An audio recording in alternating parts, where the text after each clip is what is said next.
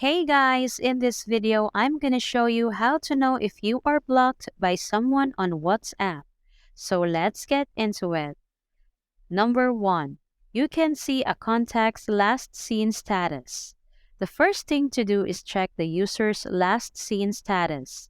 This is a message that updates whenever that user opens WhatsApp and tells you the last time they used the app. Number 2. You don't see a contact's new profile picture. If someone blocks you and then changes their profile picture, you won't see the new profile picture. You'll always see whatever the image was when you got blocked. Number 3. Your messages only show one check mark.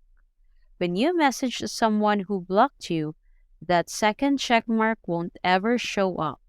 If you're connected to the internet and your message still never gets delivered, there's a good chance that you're blocked. Number 4. Your calls will fail. Similarly, you won't be able to call anyone that's blocked you either. When you try, the call won't go through.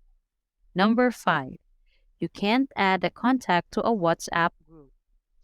Finally, try to include the contact in a WhatsApp group. If you get a message saying you aren't permitted to add this to your group, that's the surest sign that you were blocked. So that's all for this video, guys. If this video was helpful, please give us a like.